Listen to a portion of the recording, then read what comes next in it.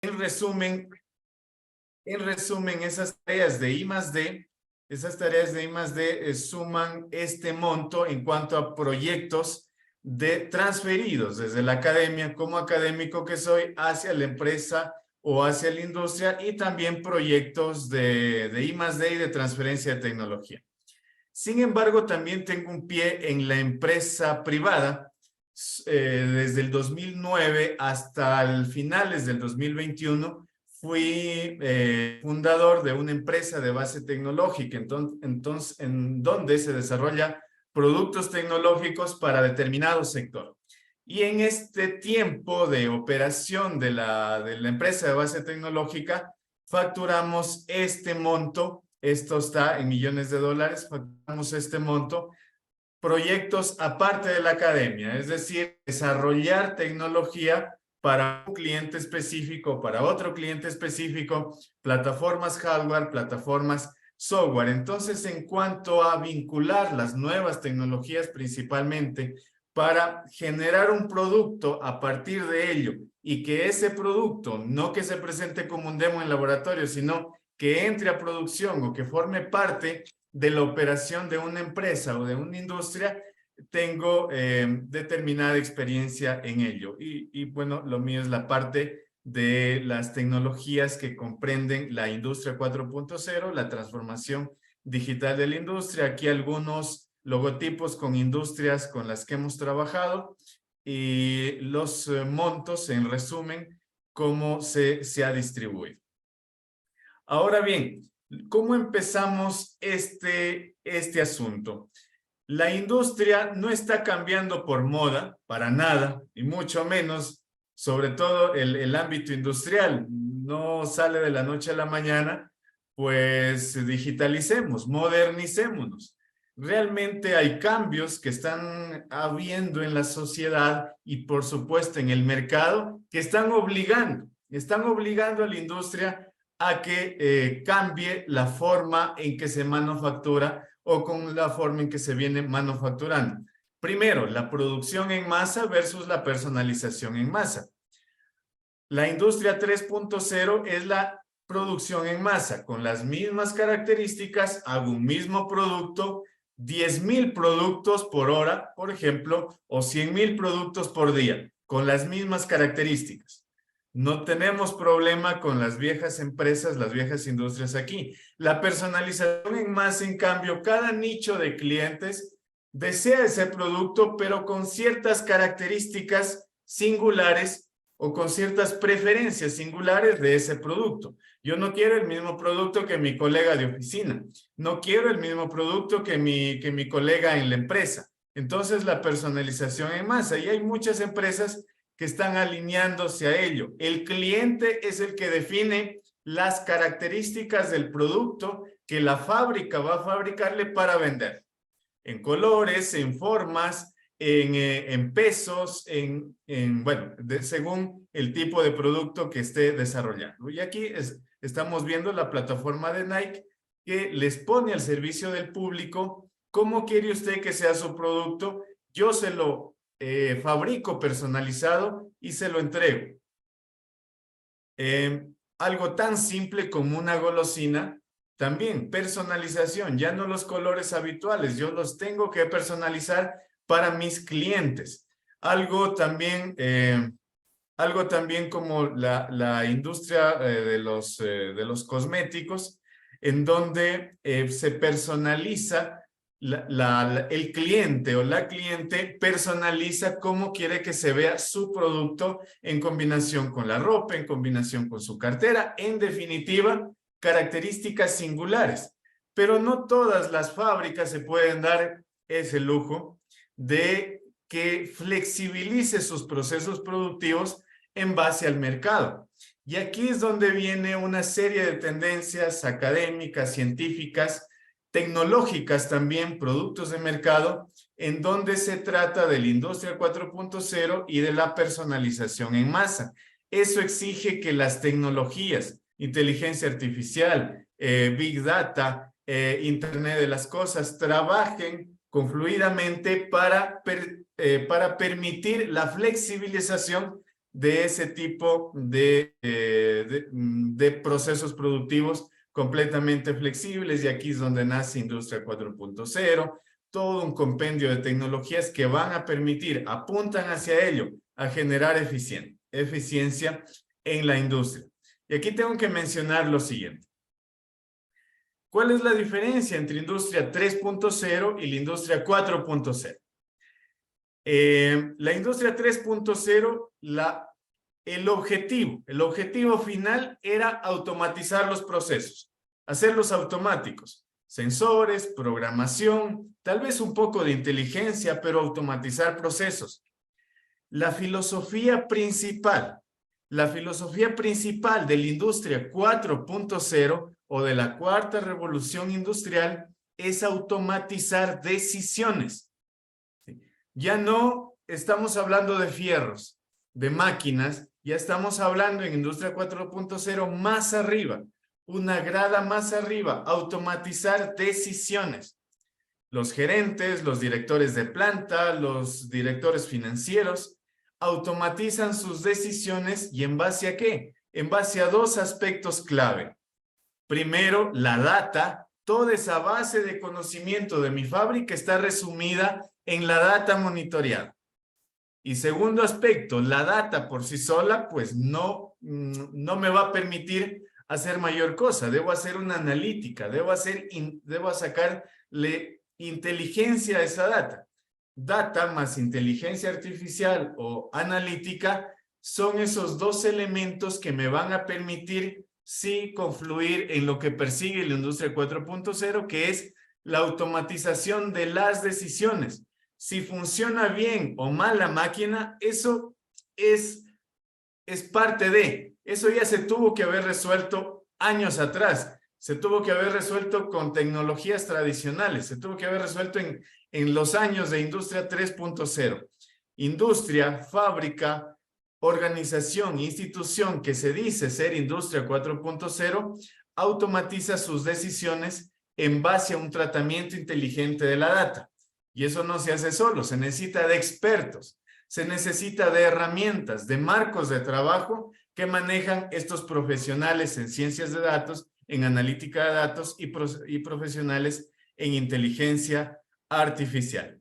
El segundo aspecto es la confluencia de las tecnologías, que es justamente lo que mencioné: inteligencia de datos, tratamiento y gestión de grandes volúmenes de datos, inteligencia artificial. Y claro, todo esto va de la mano con aquellos dispositivos que extraen datos de donde sea del proceso. Y eso es el Internet de las cosas. Y no solamente estamos hablando de una moda, Industria 4.0, ya que si hay un escepticismo. No analicemos las revoluciones industriales, analicemos los ciclos de innovación que desde el punto de vista bibliográfico están más estratificados y más definidos, estos nichos de ciclos de innovación que potencian la industria, potencian el emprendimiento tecnológico, potencian el desarrollo empresarial y también potencian, y no solo potencian, sino revuelven, en mi país le llamamos revolver, irrumpir en la parte laboral. Y justamente ese es el tercer punto, la parte laboral. Primero, el mercado está moviendo la manera en que se comporta la industria. La industria, si no tiene dispositivos que recopilan los datos de donde sea, si no tiene grandes volúmenes de datos al cual aplicar inteligencia artificial, y si no tiene automatización de decisiones, pues está en graves problemas. Pero además, si esos dos aspectos no van de la mano con el tercer aspecto, ¿de qué vale tener data? ¿De qué vale tener el equipamiento que tendrían si es que no hay los profesionales que le van a permitir sacarle, extraerle el jugo a toda esa data? Si solo capturo los datos, pero no extraigo nada de información, nada de los insights de esa información, entonces es como la fábula del mendigo sentado en una silla de oro, en una silla dorada. Tengo una riqueza tan alta en mi infraestructura, que es la data, pero por no tener los profesionales, requeridos, no les traigo ese aprendizaje, esa inteligencia a ese bloque de datos. Y eso es justamente el aspecto tercero, los profesionales, porque si no existieran ellos, no se enlazaría todo, simplemente quedarían en grandes tablas de datos depositados en la nube, en el internet o depositados en las bodegas de información de una empresa. Y justamente aquí voy a hablar un aspecto importantísimo, el perfil que tiene el asistente de este webinar es de ciencias de la computación, electrónica, informática, ingeniería de la computación, de lo que estaba viendo. Y bueno, son actividades, son profesiones relacionadas.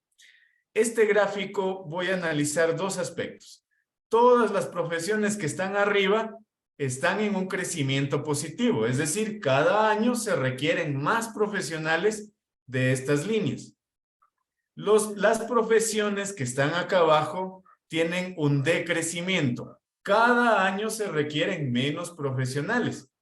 Cada año menos profesionales. De aquí a 8 años vamos a requerir 30% menos o 40% menos cantidad de profesionales de estas disciplinas. ¿Dónde está la parte de analítica de datos, ciencia de datos, ciencias matemáticas aplicadas a los datos? Está aquí. Primero, tiene un crecimiento alto. Segundo, mientras más a la derecha está la esferita, el círculo, mayor volumen de facturación anual tiene ese tipo de profesiones.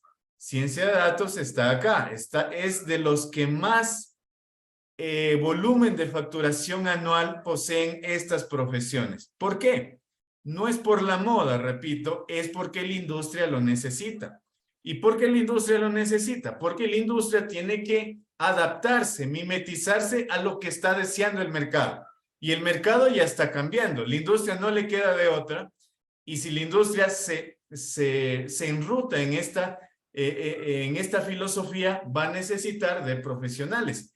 Y la industria, pues, bueno, yo estaba en proyectos de la industria, con que le ahorremos, con que le mejoremos un 5% anual en su productividad, en su control de calidad, en su eficiencia en el proceso productivo, un 5% anual, que suena irrisorio, suena marginal, pero son algunos ceros para ellos, para este grupo industrial, para este grupo manufacturero. Y claro, ese 5% o ese 4%, ese 10% de mejora se traduce a los profesionales que desarrollan la tecnología. Esos son los tres aspectos que está definiendo, el que se mimetice la industria, no solo esto también es importante, no solo en el primer mundo, sino también en países en desarrollo. No por estar en el sur global, vamos a decir que acá no se desarrolla tecnología. Claro que se desarrolla tecnología. Estamos desarrollando tecnología para los clientes, para una empresa, para una industria, para una fábrica, para una organización. Desarrollamos tecnología. Claro, ahí está esta vieja manera de pensar, y aquí entran las soft skills. Yo soy ingeniero en ciencias de la computación, ingeniero electrónico, yo programo. ¿Qué haces tú? No, yo estoy programando o yo programo. Yo desarrollo tarjetas electrónicas. No, no solo eso. En realidad lo que estamos haciendo nosotros somos los desarrolladores de la tecnología. Estamos desarrollando esa tecnología que va a ayudarle a una empresa. Estamos desarrollando la tecnología que va a hacer que facture más una industria. Somos desarrolladores de tecnología y bueno, tenemos que vernos así porque a final de cuentas lo que necesitan la industria o la organización, ellos no le tienen claro qué necesitan. Me pasa muy seguido, no me dicen quiero un programa que haga A, B, C cosas, quiero un equipo que haga esto, quiero mejorar mi productividad, eso es lo que necesitan. Quiero optimizar mi proceso productivo. quiero mi control de calidad, mi factor de calidad, hacerlo más alto, cerca de los 90, 95%. Ese es el reto y en base a ello nuestro equipo de trabajo desarrolla la tecnología que apunta a la necesidad puntual de la empresa. Y aquí vienen en cuanto a los datos en la industria. Primero, ¿hay datos en la industria? Por supuesto que sí. Sin la data, pues no se puede ni siquiera hacer un mantenimiento preventivo de una máquina. No puedo contabilizar el factor de esfuerzo que ha tenido una máquina, la cantidad de horas, la cantidad de carga que ha tenido determinada máquina para hacer los análisis y planificar los mantenimientos, por ejemplo. Y además de todo lo que se conoce de datos a nivel de empresa, a nivel de organización, en la industria hay algo adicional todavía. El ciclo de vida de los datos en una industria es importante. En ciertos procesos es importante los datos que estoy monitoreando de una caldera, de un molino, de algún equipo crítico, de un destilador, de un equipo crítico para la industria alimenticia, para la industria manufacturera. Es importante siempre y cuando a mí me llegue en determinada ventana temporal, en determinada ventana de tiempo. Si me llega 5 segundos más tarde, ya no me vale ese dato. Para la gestión en tiempo real de mi planta, quién sabe me sirva para una gestión de históricos, un análisis que ha pasado en todo este mes, en toda esta semana, pero acá me vale la data en tiempo real. Debe ser pertinente esa data. Entonces, los mecanismos de la gestión y la velocidad con la que se quieren los datos es importante en la industria y de lo que sabemos en la bibliografía también va a ser importante en las ciudades Smart Cities o ciudades inteligentes. En organizaciones, si viene un minuto más tarde, hasta una hora más tarde, pues no involucra mayor problema, mientras que en la industria sí. Necesito datos, sí, porque estoy monitoreando a lo largo y ancho de la fábrica. Necesito que esos datos estén interoperables, es decir, basado en formatos establecidos, basado en estructuras, basado en estándares. Y también debo manejar las plataformas que hacen la gestión de toda esa data. Y justamente esos elementos nos lo dan las certificaciones, los diplomados, esa información, perdón, esa capacitación complementaria a lo que yo ya conozco, cómo son las arquitecturas, cómo son las metodologías, cómo son los protocolos. Ello se aterriza cuando ya empiezo a manejar las plataformas. Desde el punto de vista ya teórico de Industria 4.0, hay una enorme diferencia con la Industria 3.0 y aquí es donde nacen los retos de nosotros, los desarrolladores de tecnología, para que haya una interoperabilidad en la data, en el equipamiento, en las comunicaciones, en la información. Este cuadro de aquí resume la Industria 3.0.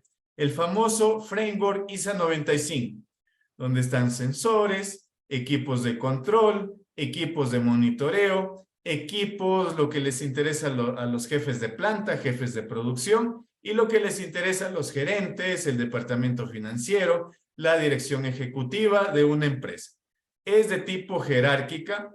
Cada nivel hay un volumen de datos de mayor velocidad y de mayor velocidad y de volumen distinto y de ventanas temporales también distintas. Cada vez se hace más amplio el volumen de datos y cada vez más en cuanto a estas capas cambia la infraestructura de comunicación y el tratamiento de la data. El tratamiento solo se lo hace aquí realmente y ni siquiera un tratamiento maduro, sino un tratamiento de estadística descriptiva.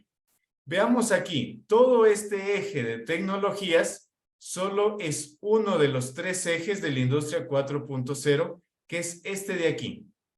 ¿Sí? Los niveles jerárquicos.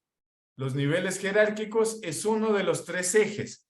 El modelo de la Industria 4.0 involucra, en resumen, que mis tecnologías de adquisición de datos, de digitalización, están disponibles para cualquier framework, para cualquier servicio de cualquier unidad a lo largo de la cadena productiva. Entonces, el gran resumen de esto es la interoperabilidad de la información. Y aquí, entonces, nos obliga a no solo tener la inteligencia acá arriba, sino tener la inteligencia a todo nivel. Y ahí es donde nace Cloud Computing, Edge Computing y Fog Computing, que es la capacidad descentralizada de poder generar inteligencia de la data. Y aquí es donde empiezan todos los retos en analítica de datos, extracción de datos, estandarización de datos, inteligencia artificial a partir de los datos. No solamente interesa la data en el proceso productivo a nivel de jerárquico de tecnología, sino a nivel del proceso productivo, desde que entra la materia prima hasta que sale el producto final.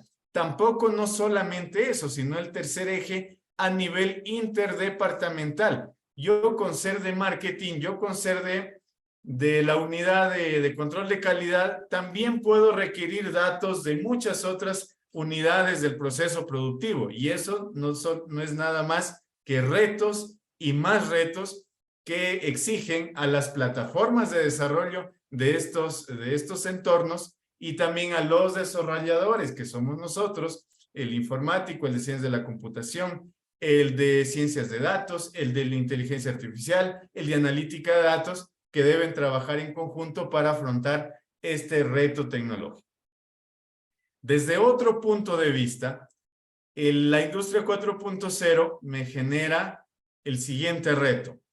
Sabemos que hay las TI, que hay en una organización, en una industria, con las OT, que son las tecnologías de operación, ese equipo que me controla una máquina, ese sistema robótico que me automatiza un proceso, ese controlador que me activa la caldera, que me gestiona la caldera.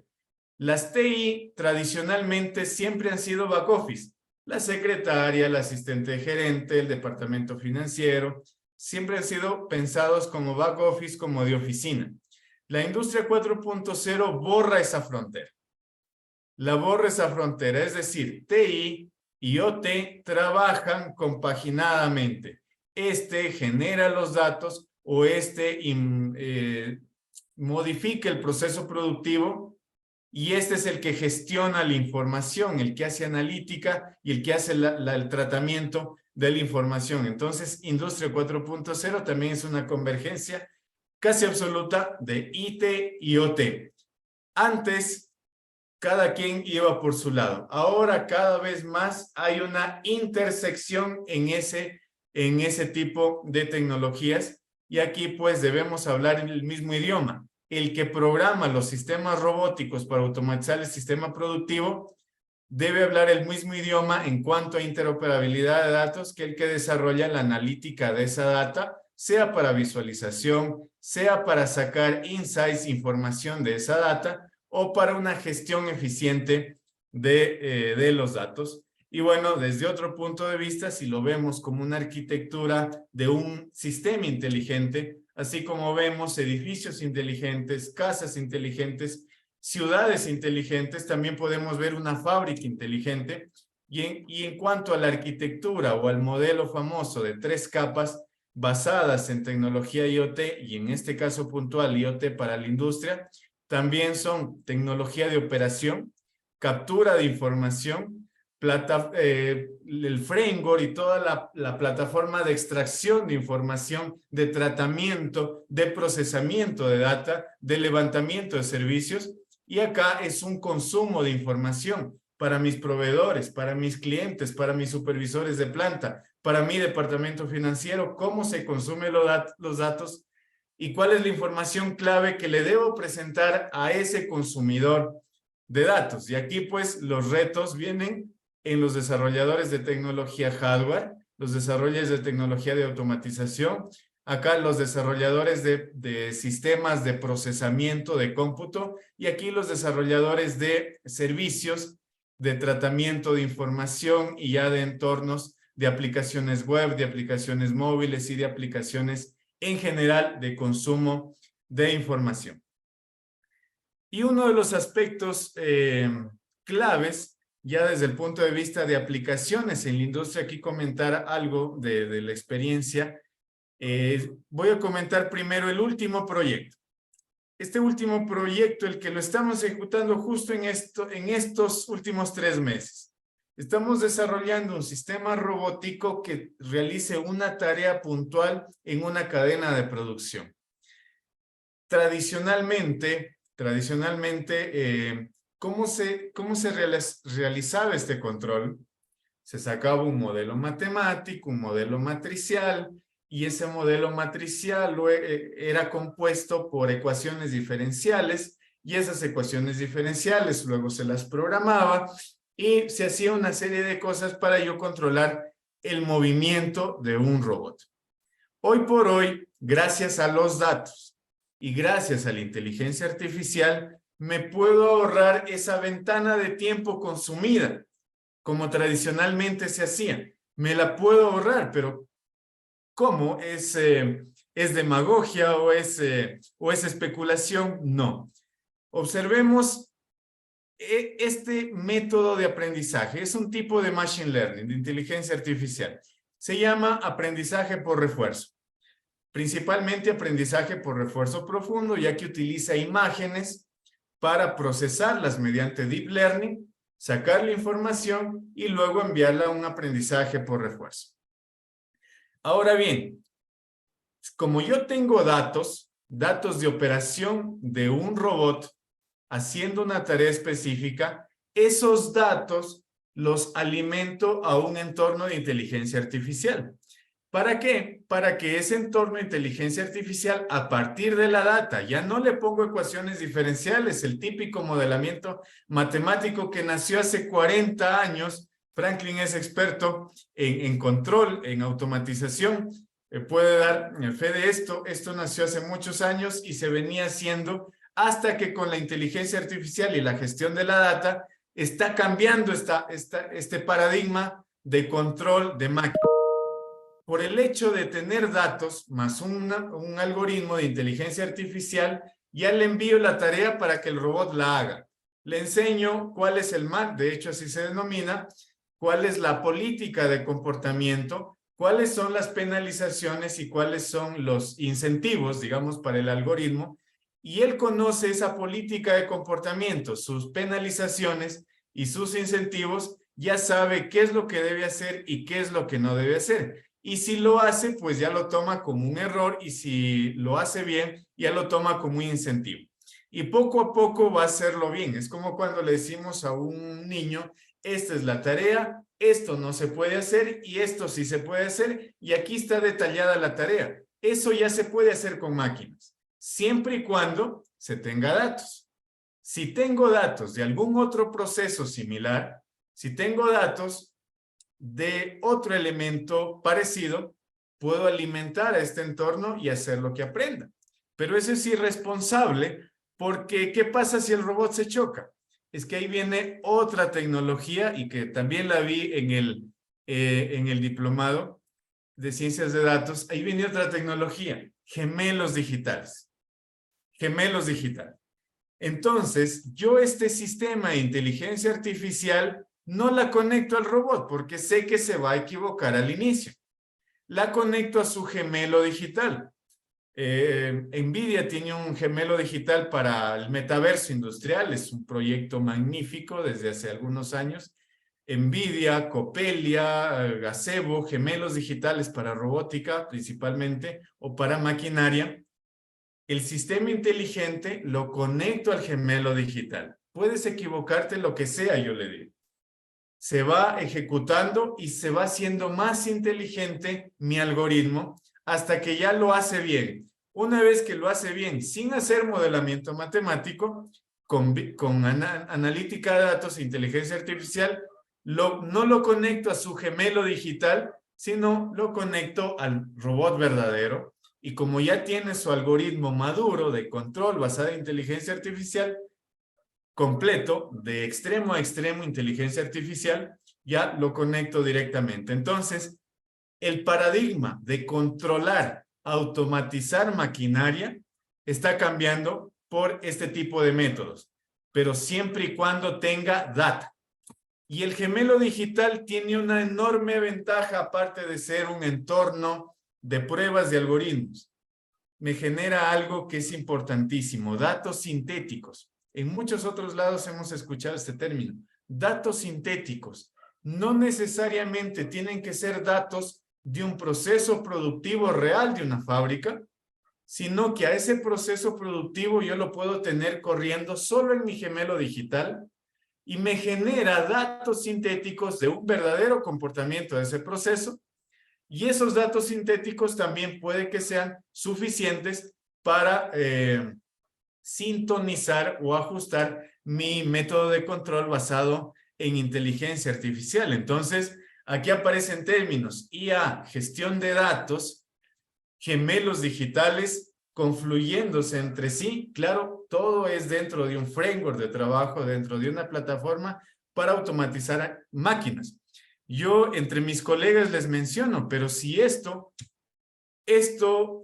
puede ser el aspecto en que los ingenieros en computación, los ingenieros en ciencias de datos, los ingenieros en inteligencia artificial van a dejar sin trabajo a los que desarrollan automatización de maquinaria, a los ingenieros en control, a los ingenieros en automatización. Necesitan datos, más el motor de inteligencia artificial, más el entorno de los gemelos digitales para probar sus algoritmos. Una vez que ya está maduro eso, ya lo puedo conectar al sistema real. No necesita ser electrónico o experto en automatización para hacer este nuevo paradigma de automatización y control. Necesita saber de datos y de IA, nada más. Bueno, este es un framework de trabajo que nuestro equipo de investigación está trabajando, dirigido solamente a robots, a sistemas robóticos para hacer tareas de trayectoria, para corte automatizado, para transporte de material automatizado, en fin, para algunos aspectos puntuales de robótica, de sistemas robóticos para la industria. Y si esto se extrapola a otro tipo de maquinarias, créanme que el experto en IA y en ciencia de datos va a dejar también sin camello a los colegas desarrolladores de tecnologías de automatización. Y me da pena decirlo porque yo soy parte de ese grupo de profesionales que se está aplicando y ha aplicado la automatización a diversos niveles. Bueno, y sigo explicando acerca de cómo estamos explotando este aspecto en sistemas robóticos aplicados a cadenas productivas, basados en visión artificial, procesamiento de imágenes, y aquí entran datos, ya que un sistema de procesamiento nuevo, no el antiguo es basado en el filtraje de señales, filtraje de imágenes. El procesamiento de imágenes actual, o más bien las máquinas de visión actual, la inteligencia es aplicando inteligencia artificial a imágenes. Es decir, tenemos bases de conocimiento de imágenes, le enviamos a nuestro modelo de inteligencia artificial qué es lo que vale, qué es lo que no vale, un sistema de aprendizaje, y al final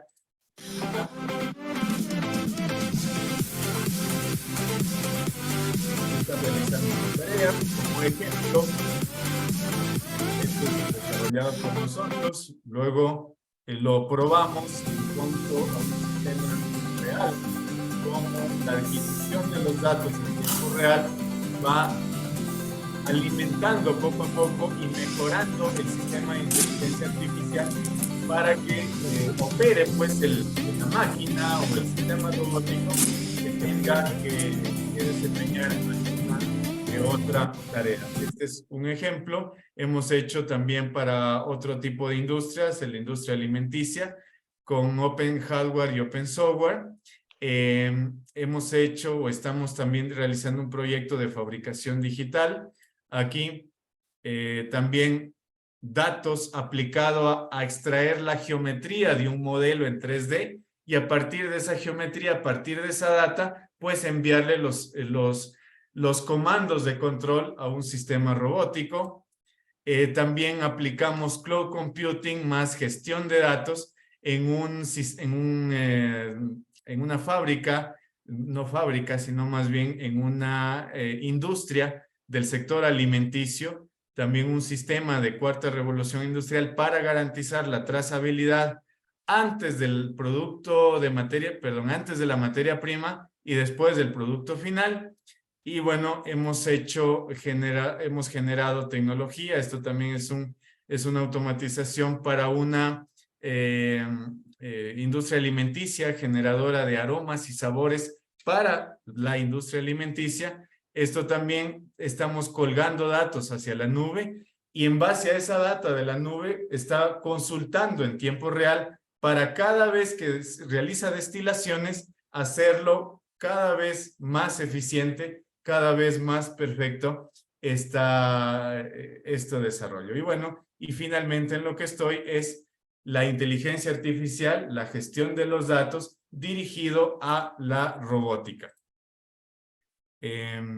Esto es en cuanto a lo que les tenía que mencionar, cómo nosotros estamos desarrollando la parte de IoT industrial, inteligencia artificial, gestión de datos para desarrollar nuestros productos, nuestras plataformas, nuestros entornos que van dirigidos hacia pues interesados en nuestras tecnologías y bueno, que las usan para sacarle una ventaja competitiva a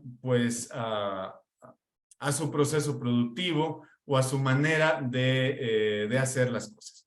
Eso es en cuanto a unos pestañazos de lo que he venido desarrollando este último par de años. Excelente, Carlos, muchísimas gracias. Fabulosa presentación, increíble todos los trabajos que se han hecho. Además que conozco otros tantos que ha hecho Carlos también en muchas otras áreas. Sé que tiene otros proyectos muy hermosos dentro de lo social también, por lo menos tenía, no sé cómo va lo de la mano de la esperanza, ¿era que se llamaba? Tenía un brazo robotizado para las personas que tuvieran algún tipo de problema de miembros y tiene otros problemas para ayuda a las personas con discapacidad visual y tiene, bueno, cualquier cantidad de proyectos también que apuntan dentro de lo que tiene que ver con la calidad de vida de las personas. Así que, pues felicitaciones, Carlos, pues, por toda la labor que has estado realizando, tanto en lo humano como en lo profesional, como en lo académico. Y bueno, te felicito. Muchísimas gracias pues, por tu participación.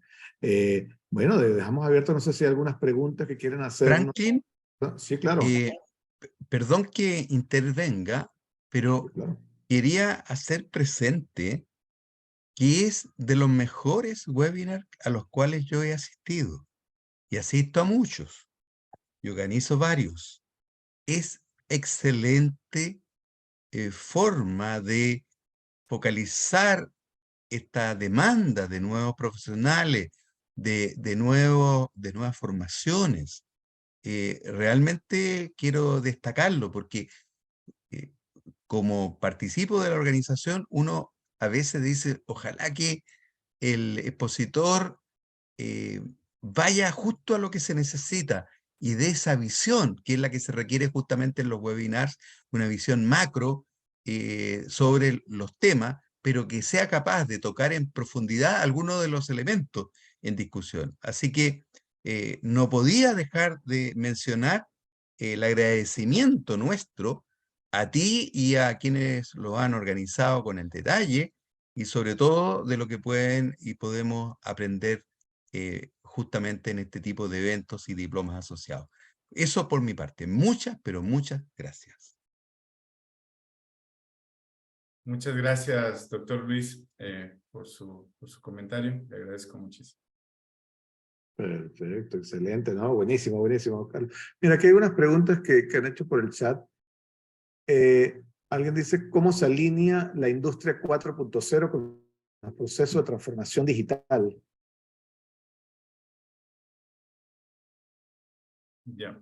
El proceso de transformación digital de la industria, que es mi nicho, es volverlo más eficiente al proceso productivo.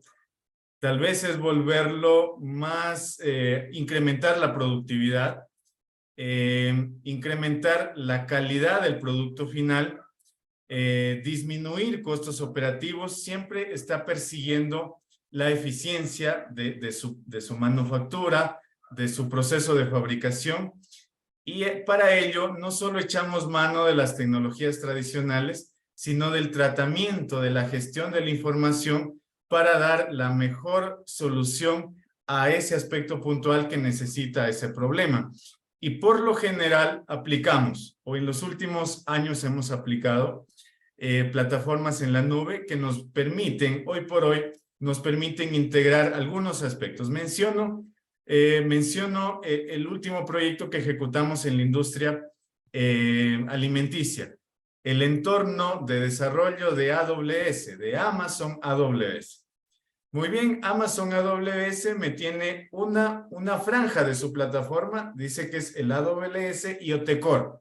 Eso me permite conectarme con los equipos que me realizan la digitalización del proceso, de las máquinas, de sensores, de controladores. Me enlazo con AWS IoT Core.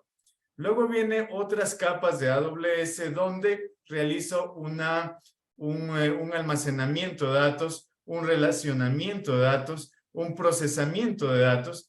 Pero luego, si es que el procesamiento tiene que ser más maduro, me subo una gradita en toda esa plataforma. Entonces, el framework, que es el AWS IoT Analytics. Ahí me presenta una parte de la plataforma donde yo puedo hacer analítica de esa data. Yo puedo extraer información clave. Entonces, la nube se nos está volviendo realmente hace algunos años, hace unos 5 años, yo decía como externo, como de afuera, yo decía la nube es una moda, simplemente es una moda y ya, lo que en ese tiempo solo se hablaba del Office que está migrando a la nube, del disco duro que está migrando a la nube, el Dropbox, el Google Drive. Era una moda, pero en todos estos últimos 4 años me estoy dando cuenta que lo está absorbiendo muchas funcionalidades que antes se los hacía en planta, ahora se los hace en la nube. Y ahora en la nube, en ese framework, así se le llama en la parte académica, ese framework de trabajo me resume la capa que adquiere los datos, la capa de registro y almacenamiento, la capa de inteligencia de los datos y también la capa de visualización de los datos, casi que el círculo completo que yo necesito para el tratamiento de información.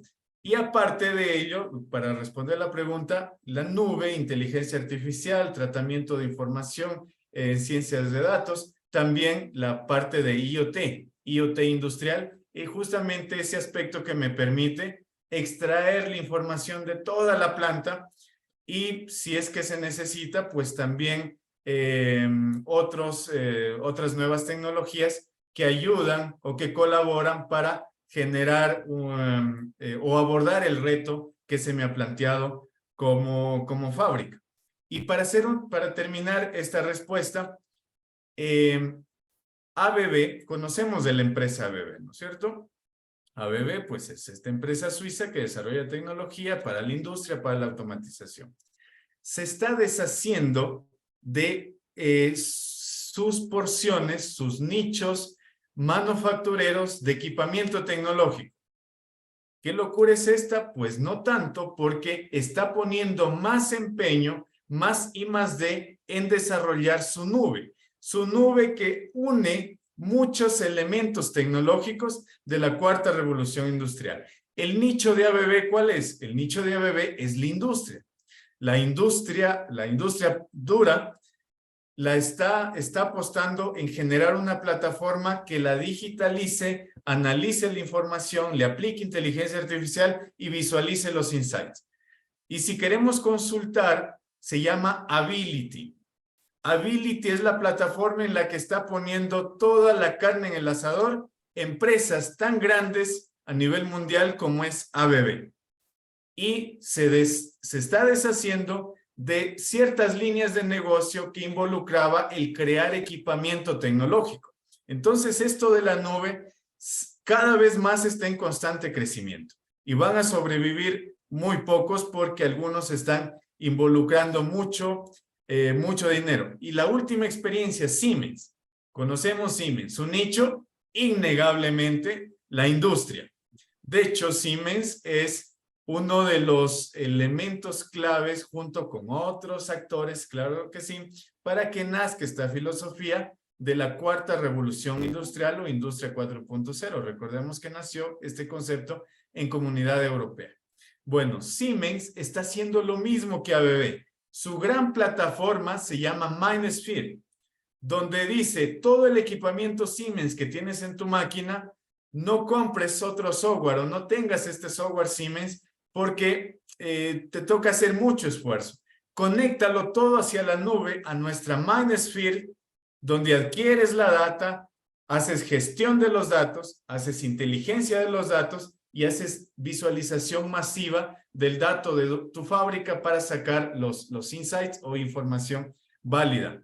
Empresas como ABB, como Siemens, cuyos nichos siempre han sido la industria, que decidan apostar grandes cantidades de inversión por su plataforma en la nube propia para gestionar lo que se conoce como la cuarta revolución industrial o la transformación digital de la industria, entonces estamos hablando de que todavía hay muchos años que le faltan para que esté en vigencia o para que se mantenga en vigencia más bien este tipo de plataformas.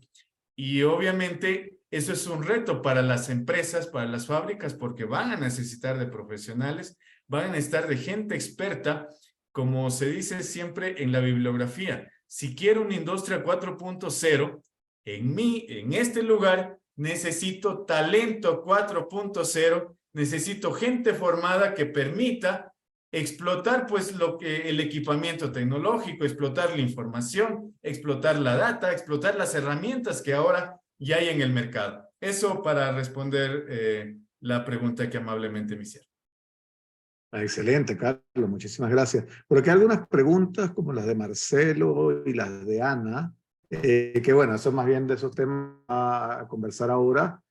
Cuando terminemos con esta parte, el profesor Ricardo Ñanculés, cuando va a hablar sobre el diploma en Data Science, cordialmente invitados a todos a acompañarnos a esa parte, donde él va a hablar del diploma que se lleva a cabo en la Universidad Técnica Federico Santa María y como requisitos que hablan un poco sobre eso. Pero aquí hay otra pregunta que están haciendo más desde el público, lo hace Alexis, Carlos, que es en la industria de servicios, por ejemplo, telcos, pensando en industria 4.0, ¿cómo ayudaría la inteligencia artificial en la toma de decisiones a los gerentes versus una industria de manufactura donde lo veo más evidente? Ya, la industria de teleco, de servicios principalmente, ¿cómo podríamos generar? Claro, ¿Cómo ayudaría la inteligencia artificial en la toma de decisiones en los gerentes versus? Claro, ahí yo tomaría mano de la industria, algo de la industria manufacturera. Con lo que primeros hacen es conectarse a los clientes, extraer la información de los clientes. Tengo una experiencia previa relacionada que la puedo atar a esta pregunta. Había una empresa de logística. La logística no fabrica nada, ¿no es cierto? La logística es delivery masivo a nivel nacional del producto que alguien ya lo fabricó. Entonces, ellos quisieron irrumpir en su modelo de negocio. Querían hacerlo más eficiente, optimizarlo. ¿Por dónde empezamos? Claro, es un trabajo conjunto con la empresa, la que tiene el problema, con el equipo consultor, con el equipo desarrollador. ¿Por dónde se empezó? Conectémonos al cliente. Y esa conexión con el cliente va a generarnos datos para ya tomar decisiones. De nuevo, datos y luego decisiones. Si tengo pocos datos, las decisiones, la toma de decisiones es más evidente o más clara, pero si son grandes volúmenes de datos, si esa data está distribuida a lo largo de la geografía, en mi caso de la geografía ecuatoriana, ya no es tan evidente. Ahí sí necesito el experto que me haga el tratamiento de información como se debe. Entonces, lo primero que hicieron para hacer ese cambio de concepto de paradigma en su modelo de negocio fue conectarse a los datos. A ver, ¿con qué velocidad se termina, digamos, este producto A, este producto B, por estratos sociales, según la localización, por estratos sociales y por estratos geográficos. Entonces empiezo a hacer una segmentación. Una segmentación, saco velocidades de consumo, digamos, hago un monitoreo de un centro comercial masivo, de retail, del minoreo. Y veo las velocidades de abastecimiento y de consumo para hacer una gestión eficiente de la entrega o del despacho de la mercadería. Entonces, ¿por dónde empezaron?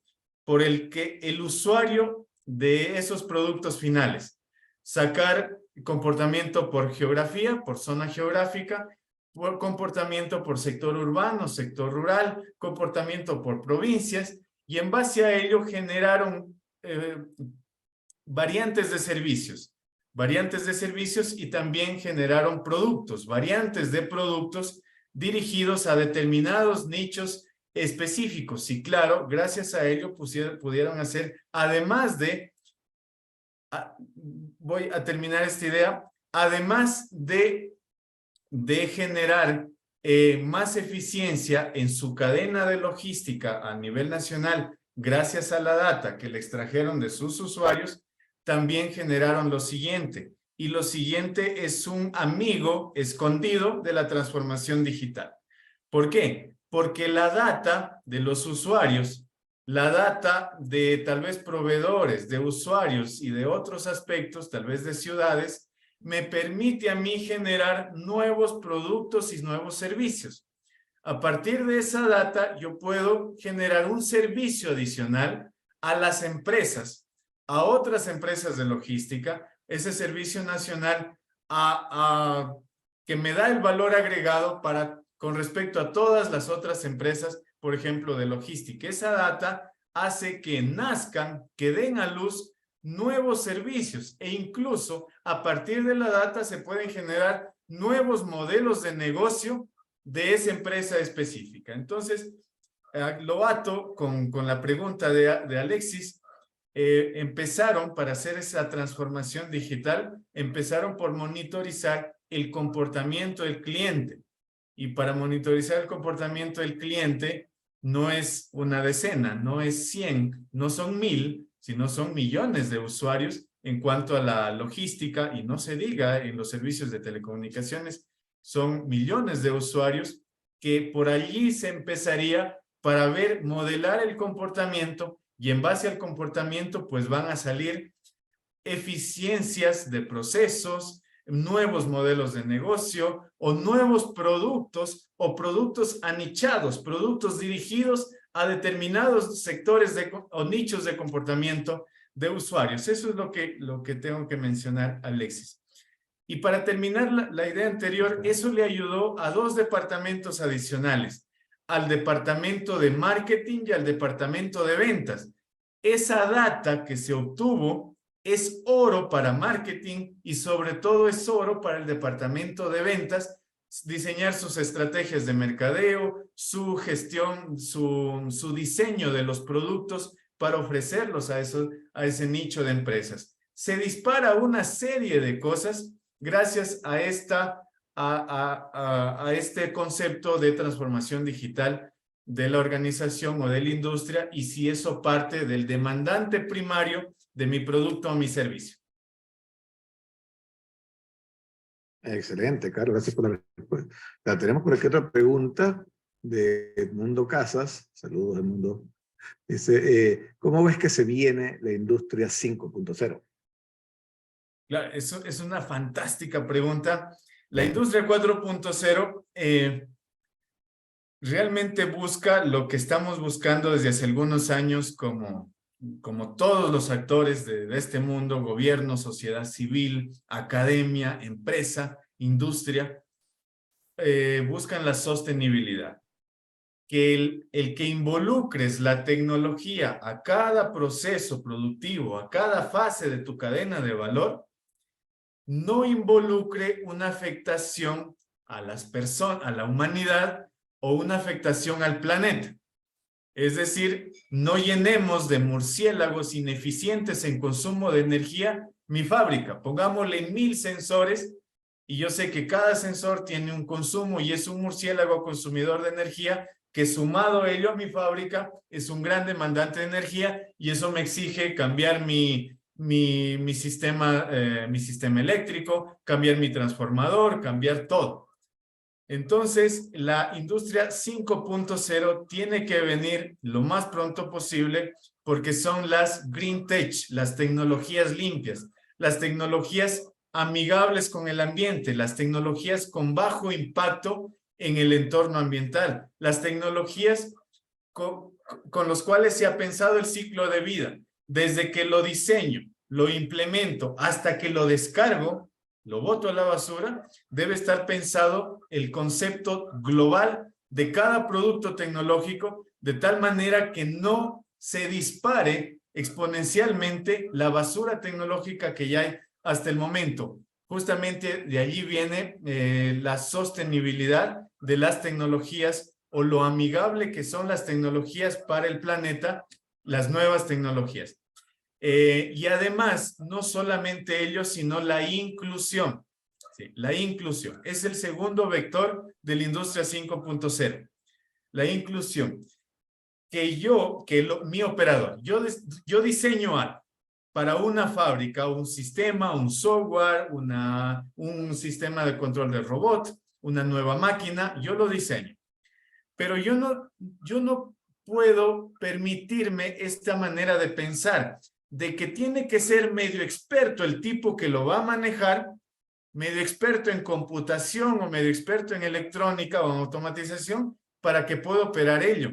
Ello va en contra de ese paradigma de la industria 5.0. Debe haber la inclusión. Si el operador tiene 55 años, 60 años, pues yo debo diseñar ese algo, esa tecnología que se adapte a ese operador. Entonces, eso le llamamos inclusión o evitarla que sea excluyente las nuevas tecnologías. Y esto lo está logrando mucho ChatGPT. ChatGPT es una moda, bueno, por un lado, lo están utilizando para marketing, para educación, para algunos aspectos. Pero estoy viendo yo desde la perspectiva industrial. Esto está siendo lo que más adelante va a ser la industria 5.0. Me explico. Yo soy un profesional, digamos, de marketing de 50 años. Ya no estoy muy alineado con las nuevas tecnologías, 55 años. Los nuevos de marketing me ganan en el dominio de las herramientas. Hay herramientas, pero para manejar esas herramientas necesito cursos, necesito todo. Viene ChatGPT y ya puedo pedirle cosas de manera natural, de manera hablada, de cómo me comunicaría con otra persona. Entonces, esa democratización del uso de las nuevas tecnologías, eso se busca en la industria 5.0. Empecemos. Antes una campaña de marketing, día a día, lo hacía con herramientas especializadas. Y la otra persona, tal vez la persona que está adentrándose o que ya tiene ciertos años de experiencia, pero quiere también generar campañas de marketing novedosas, puede utilizar herramientas como el ChatGPT. ¿Y cómo interactúa con ella? De manera natural, como si estuviese conversando. Eso democratiza las tecnologías y eso garantiza la inclusión. No solamente el experto, el joven, lo hace, también el que tiene ya cierto recorrido o el que no se ha capacitado lo suficiente en una universidad, por ejemplo. Entonces se ha democratizado el uso de las tecnologías. Ha generado inclusión. Eso mismo se está buscando en la industria 5.0. Debemos generar esas tecnologías para la producción lo más inclusivas posible y lo más amigables con el planeta posible para que no tener este impacto socioeconómico y ese impacto ambiental que podría tener la industria 4.0 al llenar de tanta tecnología cada fábrica. Excelente, muy bien.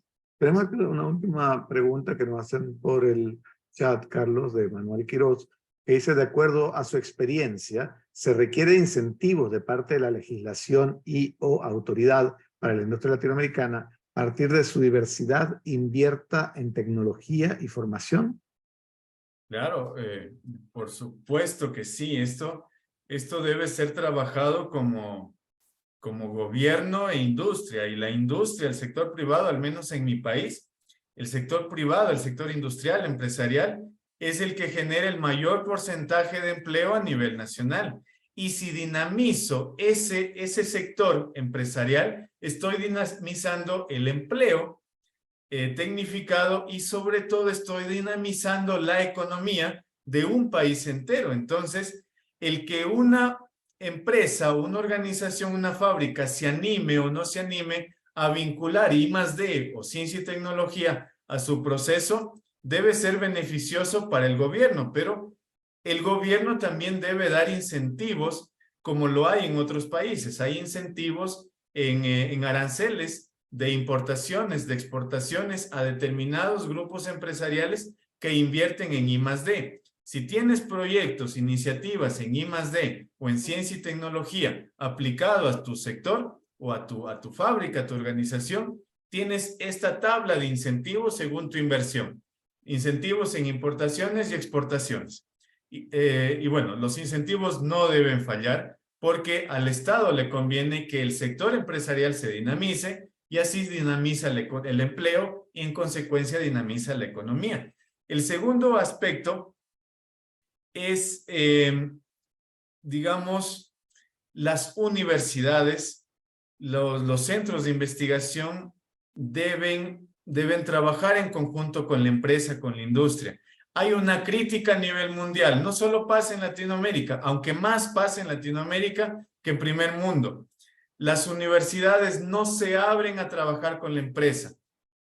Les gusta como una especie de burbuja en analizar problemas puntuales, problemas que están dentro de un laboratorio, de un grupo de investigación, y no se abren a trabajar en un problema que tiene un grupo empresarial o un grupo industrial. Entonces, no se abre. Y como esa ha sido la tradición, la universidad en su burbuja, en su isla, en un lado. Por otro lado, la empresa, por tradición, no confía en la universidad porque pues no ha venido trabajando en conjunto, así que hay un pequeño divorcio entre ellos, entre estos dos grandes actores, el que tiene el conocimiento con el que tiene el problema a resolver. Entonces hay un divorcio y eso también es una gran barrera en los países, que no se trabaje de manera conjunta el aplicar conocimiento a la fábrica, a las empresas, organizaciones o sector privado en general. Y bueno, lo que vivimos en mi país es un tercer aspecto, aunque muy pequeño, pero importante, para tal vez sea culpa de la universidad. Voy a mencionarlo. Para el sector social, para la sociedad civil en general, para el sector empresarial en general, en promedio más bien, no generalizando, en promedio, en la universidad se da clases. En la universidad se da clases. Yo me he topado con presidentes ejecutivos donde el presentarme como profesor universitario no es una buena, me pasa en mi país, no quiere decir que sea así genérico. No es un buen valor agregado. Sin embargo, si me presento como un centro de investigación, como un parque, en nuestra universidad tenemos parque científico y tecnológico, sí es un valor agregado. Que decir soy investigador o profesor universitario. Para cierta porción de la sociedad civil o del sector empresarial, en la universidad solo se da clases. La universidad es un conjunto de aulas con profesores dando clases en una pizarra a unos estudiantes. Termina el profesor de allí y se va a otro paralelo o a otra aula, para una buena porción de la sociedad en general. En cambio, para otra porción, tal vez más pequeña, en la universidad sí se desarrolla conocimiento, en la universidad se desarrolla tecnología. Y para una pequeñísima porción de la sociedad, la universidad puede crearle tecnología a alguien que lo necesita, al sector social o al sector empresarial.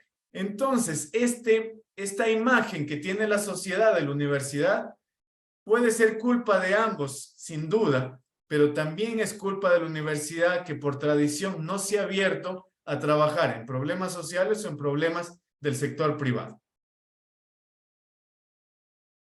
Interesante reflexión, Carlos.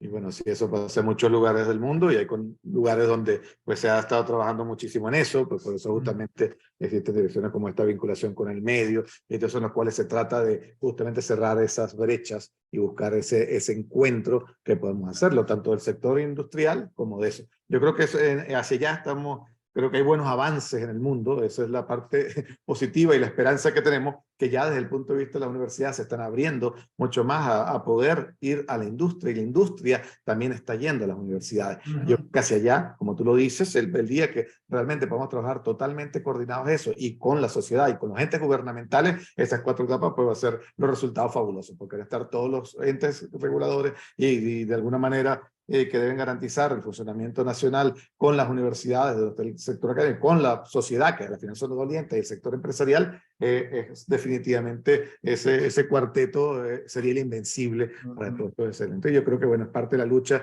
dentro de todo lo que hemos estado en estos conceptos de estar siempre logrando esos aspectos. Y bueno, es parte de lo que tú también han hecho todos los grupos, dentro de lo que se hace en vinculación con el medio, también en la Universidad de Santa María, lo que hacen otras empresas como las que están acá, inclusive pues con algunos de los sectores empresariales que nos acompañan aquí en la presentación y todo eso. O sea que eso es parte de ese concepto y bueno, como tú dices, hacia allá tenemos que irnos dirigiendo. Exacto. Y todo apuntando hacia esta industria 5.0. Así que muchas gracias, Carlos, por una reflexión importantísima pues para hacer. Bueno, esta es la pregunta que teníamos, Carlos. Por mi parte no me queda más que darte pues las gracias infinitas por tu presentación, que fue fabulosa, increíble. De todas maneras, ahora quiero dejar a Luis y a Ricardo cualquier cosa que comenten. Siempre un placer poder compartir contigo en todos estos escenarios y pues poder ver las cosas nuevas que estás haciendo y los puntos de vista sobre pues todos estos temas. Y pues te quiero dar las gracias nuevamente por eso. Igual después de esto, te van a dar algunos palabras Luis y Ricardo. Después los invitamos a todos aquellos que quieran quedarse con nosotros. Será un placer contar con ustedes, donde Ricardo va a hablar un poco de cómo la organización del diploma Data Science, y estar abierto a algunas de las preguntas, de las cuales inclusive algunas fueron ya hechas a través del chat. Pero entonces, bueno, no sé, Luis, si quieres comentar algo. Doy el pase a Ricardo para no monopolizar las palabras. Ok. Genial, bueno, Ricardo. Ya, voy a proyectar, voy a aburrirlo un poco. Estaba súper interesante la discusión y muy apropiado para lo que tengo que contarles, porque este es el diploma en ciencia de datos de la Universidad de Santa María. No sé desde dónde nos acompañan, pero nosotros tenemos presencia importante en la ciudad de Valparaíso, en Chile, en Santiago, en Concepción, en Viña del Mar. Y esta universidad, que nació hace ya más de 90 años, ahí Luis me puedes confirmar ese dato, 92 años deben ser, nació con un mandato de contribuir al desarrollo del país, ¿ya? Y podríamos extender ese mandato, ¿cierto?, al desarrollo de la región latinoamericana, a través de la transferencia tecnológica y la técnica, ¿ya? Entonces, ese deber con el que nació nuestra universidad implica, en parte, innovar en programas que permitan adelantarse a las necesidades que tiene el país y en particular la industria. Así que muy atingente a lo que estábamos discutiendo recién, porque los académicos tendemos a caer en esta burbuja, ¿cierto? Y es importante que nos recuerden constantemente que tenemos que relacionarnos mejor con la industria y con la sociedad en general. Bueno, en mi opinión, este programa busca exactamente eso, ¿ya? En este programa nosotros somos casi todos académicos, hay miembros también de la industria, pero la mayoría somos profesores que lo que buscamos es comunicar en estas 120 horas que dura el diploma, lo mejor que podamos, lo que nosotros creemos que es importante para poder resolver problemas a partir de datos, para crear valor en alguna organización a partir de datos, ¿ya? Ese es nuestro propósito con este diploma, e intentamos hacerlo de la forma en que nuestro departamento en los últimos 40 años ha intentado hacerlo siempre, que es aprender haciendo, ¿ya? Nuestro diploma busca acompañar cada uno de los módulos, no solo de conceptos, sino que también de herramientas prácticas, ¿ya? De una moraleja práctica que a ustedes les permita después aplicar estas cosas en las organizaciones de las que forman parte, ¿ya? Así que ese es un compromiso del diploma que no es fácil de implementar porque requiere que los profesores bajen muchas veces de un nivel súper alto de abstracción a una cosa más concreta que ustedes pueden llevarse para la casa, ¿verdad? No es una tarea para nada fácil. Y, por ejemplo, después de las primeras versiones descubrimos que era súper importante que los participantes tuvieran una nivelación en Python, porque a veces llegaban bastante oxidados en esa herramienta, y prácticamente todos los módulos ocupan ejemplos y herramientas que requieren eso, ¿verdad? Entonces decidimos agregar un módulo que emparejara la cancha para aquellos que desean sumarse al programa, ¿ya? Entonces, en realidad, a las 120 horas oficiales que tiene el programa, le sumamos 12 horas de este módulo gratuito, adicional, digamos, fuera de programa, que lo guían profesores con bastante experiencia en la enseñanza de este lenguaje. Este año nos va a acompañar Pedro Godoy, pero ha ido cambiando a lo largo del semestre. Hemos tenido otros colegas participando en este módulo. Entonces les cuento, para no alargarnos tanto, cuáles son los módulos que forman el diploma. Bueno, además de este módulo de nivelación en Python, nosotros tenemos en el primer módulo una introducción al concepto de ciencia de datos. Naturalmente se parte con una perspectiva histórica, pero también se introducen definiciones y conceptos básicos que se van a utilizar después a lo largo de todos los otros módulos que siguen, ¿ya?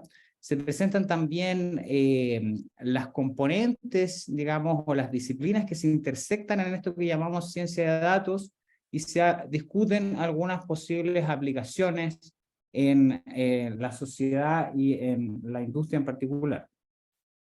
En el módulo 2 ya se comienza con herramientas más técnicas. Aquí se revisan conceptos de análisis estadístico de datos, ¿ya? Se estudia, por ejemplo, por dar un ejemplo, regresión lineal, y se hace un uso importante de la librería Pandas, ¿ya? Que es una herramienta súper útil para manejar datos con estructura tabular, ¿ya? Esa es como la parte práctica del módulo. En el módulo 3 se revisan técnicas y principios para representar visualmente datos. Es increíble lo que uno puede descubrir haciendo un análisis exploratorio de datos, generando solo visualizaciones, transformaciones visuales de los datos que se tienen a disposición, antes de introducir modelos más complejos. En ese módulo los acompaña en esta versión el profesor José Luis Martí, profesor con amplia experiencia en ese tema, que enseña de hecho ese curso para todos los estudiantes de ingeniería informática en nuestro departamento. Este es todo un curso entero en el departamento. La mayoría de los módulos efectivamente son cursos enteros del programa de formación de nuestros ingenieros, así que como les contaba, es un gran desafío generar un abstract de 12 horas En el módulo 4 se introduce herramientas de Machine Learning, ¿ya? Comenzando con el modelo conceptual general, y después bajando eso a algunas herramientas específicas como árboles de decisión, SDNs. Por el lado práctico se hace uso intensivo de una librería que se denomina sklearn, y se introduce el concepto de Jupyter Notebooks, que se usa bastante más adelante. En este módulo los van a acompañar dos profesores, Christian Serpel, graduado hace menos de un mes, creo, como doctor en ciencias de la informática, y el profesor Carlos Valle, que es un profesor más experimentado y muy activo en términos de investigación en la materia. El módulo 5 es un módulo orientado al manejo de grandes volúmenes de datos, ¿ya?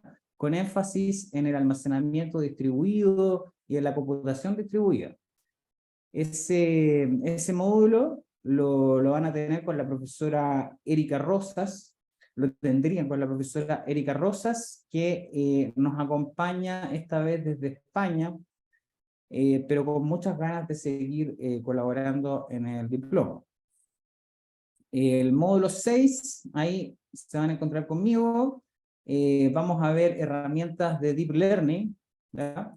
La arquitectura base de ChatGPT y, bueno, y de muchos de los modelos que están hoy en día de moda en el área de la inteligencia artificial. Mucho que ver en 12 horas, ¿ya? Pero tratamos de entregar los conceptos más importantes y herramientas también en Python para que puedan implementar cosas simples pero reales usando este tipo de modelos. En el módulo 7 se discuten técnicas para el procesamiento del lenguaje natural. Nuevamente algo que está sumamente en boga. Se habla de problemas clásicos como clustering de texto, análisis de sentimiento, detección de tópicos en documentos y, por supuesto, word embeddings, que es uno de los temas más recientes. En ese módulo los acompaña Ignacio Tampe, científico de datos de Microsoft y ex estudiante nuestro. En el módulo 8 se vuelven a encontrar con Andrés Moreira y ven teoría de grafos aplicada al análisis de redes sociales, ¿ya? Entonces se estudian conceptos como el de un nodo que influye más que los demás, se estudian métricas de centralidad, y todo eso aplicado al contexto de redes sociales, para modelar redes sociales y descubrir, digamos, estructuras que están escondidas allí. En el módulo 9 los acompaña la profesora Ana Muñoz, que se incorporó hace 2 semestres al equipo. Ha sido muy bien recibida por los estudiantes. Sus encuestas, nosotros hacemos encuestas al final del diploma, son muy positivas, una de las mejores evaluadas del diploma, y con ella estudian el valor de los datos, justamente lo que estábamos conversando hoy día, desde una perspectiva de negocios, y considerando también como centro a las personas que usan esos datos, ¿ya? Se habla de gobernanza de datos, de aspectos como calidad, seguridad de datos, etc. Y en el último módulo tenemos al profesor Franklin Rivas, director ejecutivo del diploma, y lo que hacen ahí es estudiar diferentes casos, aplicaciones, escuchando a diferentes personalidades nacionales e internacionales de la industria, entiendo principalmente, o de la academia, ¿ya? Esos son los 10 módulos. Cada uno se organiza con 12 horas, de las cuales 6 son de contacto online, ¿ya? 4 corresponden a trabajo offline, que puede ser estudio de cápsulas o bien tareas supervisadas por el profesor del módulo. y una evaluación que tiene que ir acompañada, digamos, de cada módulo según la reglamentación de nuestra universidad. Bueno, la modalidad, como ustedes saben, es online, así que eso facilita la participación de personas de todo el país y de toda la región latinoamericana. Eso, Franklin. ¿Alguna pregunta? Ricardo, sí, hay algunas preguntas que nos han hecho por el chat. Bueno, hay algunas que están como un poco relacionadas, todas ellas, porque por lo menos aquí nos preguntaba Ana, hace rato, igual por lo menos Marcelo nos decía, como profesional del área químico, ¿cómo empiezo para aprender a formarme en esta área de ciencia de datos? Te las digo las tres porque todo está muy vinculado, después las responde. Después dice Ana Torrejón, buenas tardes, para profesionales de otras áreas, ¿sería recomendable realizar algún curso previo o el diploma está nivelado para alguien que no tenga conocimientos? Y esta última que nos hace Marcelo nuevamente dice, el diploma está dirigido únicamente a profesionales en el área informática, si no posee conocimientos en programación, ¿cómo funciona? Ya, bueno, la pregunta sobre los requisitos de programación es bastante común y es por eso que desde hace ya 2 semestres decidimos incorporar este módulo de nivelación en Python. No es un curso avanzado de programación, ¿ya? Es un curso como sugiere el nombre, de hecho, un curso de alfabetización en Python, que permite seguir mejor los ejemplos que se van a presentar a lo largo de los 10 módulos del diploma. Mi respuesta es siempre la misma. Si tú sabes programar y tienes familiaridad con la tecnología ya, vas a sacarle mayor provecho al diploma, ¿verdad? Porque vas a poder profundizar mejor los conceptos que corresponden a los diferentes capítulos. Si tú vienes de un área muy alejada de la informática, este módulo de nivelación te va a permitir al menos leer los ejemplos que te van presentando, pero va a ser más difícil que les saques provecho y que, por ejemplo, tú logres implementar autónomamente una solución basada en las técnicas que se te enseñan. Nosotros hemos tenido experiencias de personas que vienen de áreas completamente diferentes a la informática, ¿cierto, Franklin? Y lo que observamos es que se apoyan mucho en sus compañeros, porque en la totalidad de los módulos, las tareas son en equipos, ¿ya? Y eso hace que una persona que está más débil programando se pueda apoyar en sus compañeros y aprender haciendo, que es lo que nosotros creemos que es la forma más efectiva de meterse a esto. O sea, alguien preguntaba, ¿cómo inicio mi camino en la ciencia de datos? Bueno, haciendo, no hay otra. Lanzándose a la piscina, intentando hacer cosas, pequeñas soluciones quizás al comienzo para ir, digamos, construyendo sobre eso. Un diploma es un buen punto de partida. Nuestro objetivo es dejarlos encaminados para que inicien un perfeccionamiento, digamos, más largo, posterior en ciencia de datos, o al menos para que estén enterados de todas las posibilidades que este conjunto de herramientas ofrece. Perfecto, genial. Bueno, porque no tenemos más preguntas por acá. No sé si quieres hablar de la fecha, Ricardo. Las fechas que tenemos para este semestre son las que pueden ver acá. Oficialmente nosotros partimos el 19 de julio, miércoles 19 de julio, pero antes está el módulo de alfabetización en Python, que partiría el 3 de julio. ¿Ya? Entonces ustedes tendrían sesiones de contacto con Pedro, que estaría encargado de ese módulo este semestre, los días 3, 5 y 7 de julio, Y recuerden que siempre todos los módulos pueden incluir cápsulas con contenidos que ustedes deben revisar antes de las interacciones online. ¿Ya? Entonces aquí también dejamos una semana completa de estudio para que justamente repasen esas cápsulas o el material que Pedro les entregue, ¿cierto?, durante esa primera semana. Entonces, el 19 de julio comenzamos y de ahí en adelante seguimos el siguiente patrón. Tenemos un módulo, recuerden, son 3 sesiones. Entonces, cada 2 módulos, nosotros generamos una ventana libre, una semana libre, que les permita a ustedes completar las eventuales tareas que hayan quedado pendientes de esos módulos, ¿ya? Porque si no creamos esas ventanas, sucede que después están haciendo tareas de un módulo cuando están recibiendo los contenidos de otro.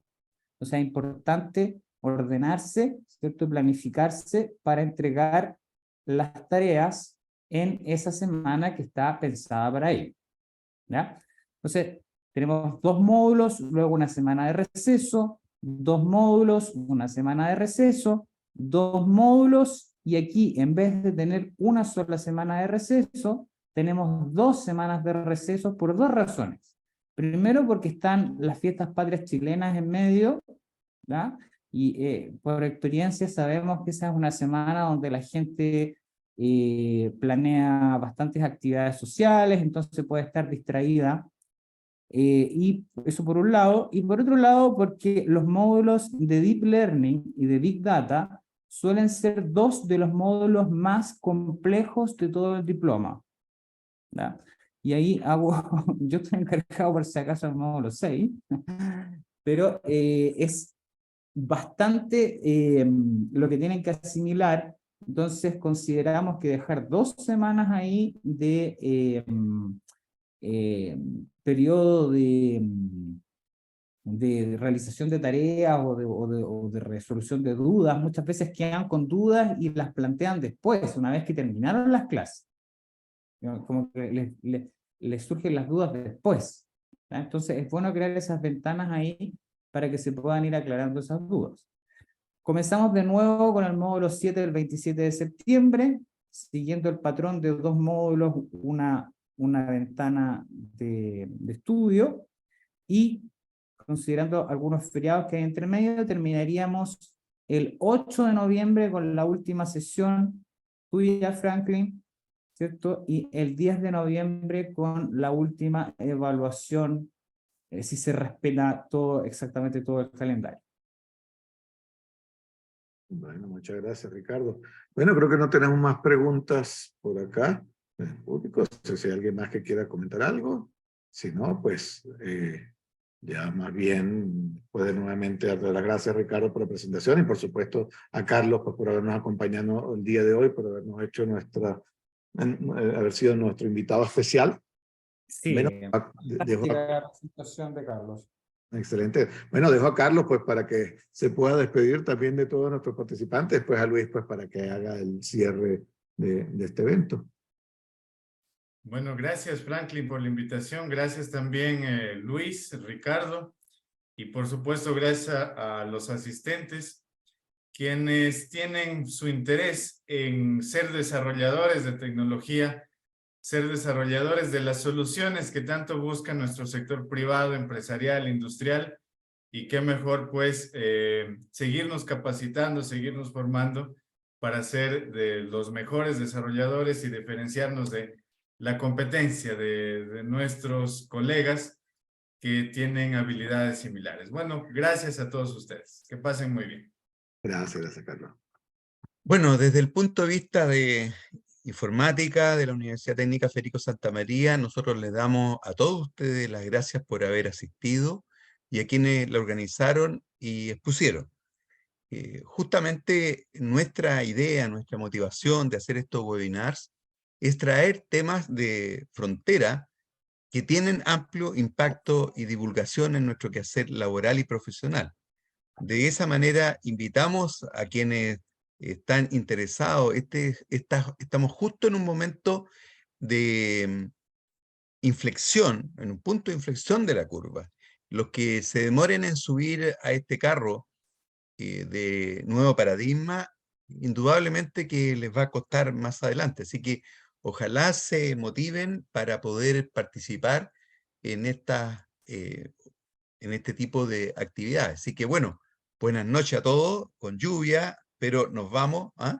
Y por ahí dice, Ana Torrejón dice, no aparece el precio, no te preocupes, Ana, te lo enviamos por correo. Que estemos muy bien entonces. ¿Ah? Gracias. Gracias a Chao. todos. Ya, chao, Gracias a todos, chao. que pasen muy bien. Ya, gracias, chao.